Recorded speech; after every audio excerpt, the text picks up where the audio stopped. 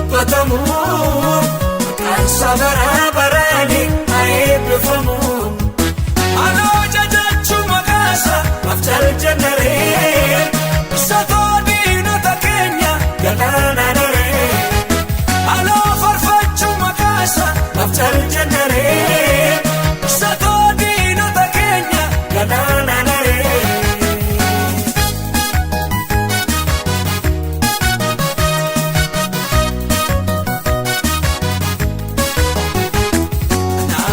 Dubbachuu daana dhibee maashanarratti baay'ate anarra darbee harka isaanurraan deefanne isaa gargaarsa silaas wallannuuf hin qabnu galataan faarsa.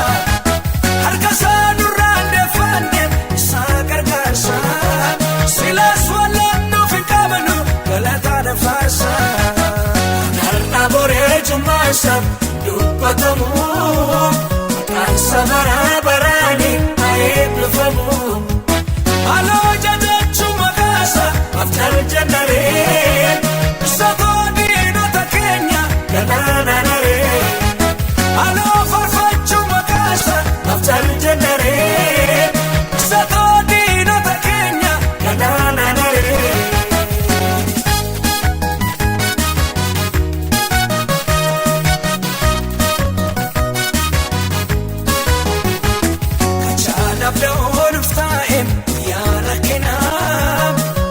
Raawwachuun dandeenya akeekni diinaa guddaa keenyaaf xinnaa keenya nu sassaabbatee waaqni keenya qaananiitti nu guddifatee. Guddaa keenyaaf xinnaa keenya nu sassaabbatee waaqni keenya qaananiitti nu guddifatee. Har'a boree jummaasa dubbatamu maqaansaa bara barani eebbifamu. Anoo jajachuu maqaasa mafcal jennaree satoo diinota keenya galaanaree. Anoo farfachuu maqaasa mafcal jennaree satoo diinota keenya galaanaree.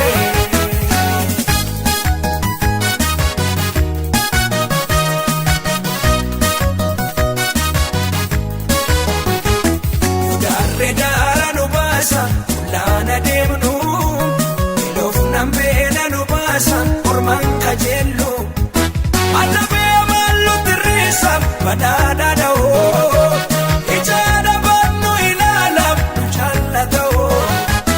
Allabee maallu tirriisa badhaadha dha'oo ijaadha baannu ilaalaaf nu jaallata'oo.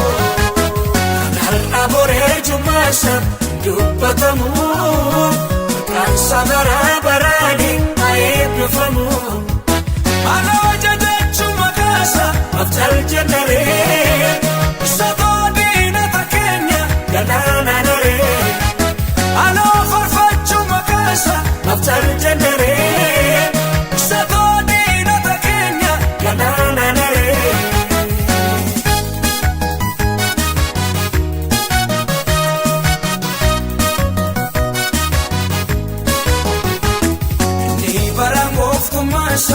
Jijjiiramu maqaansaa bara barani eebbifamu.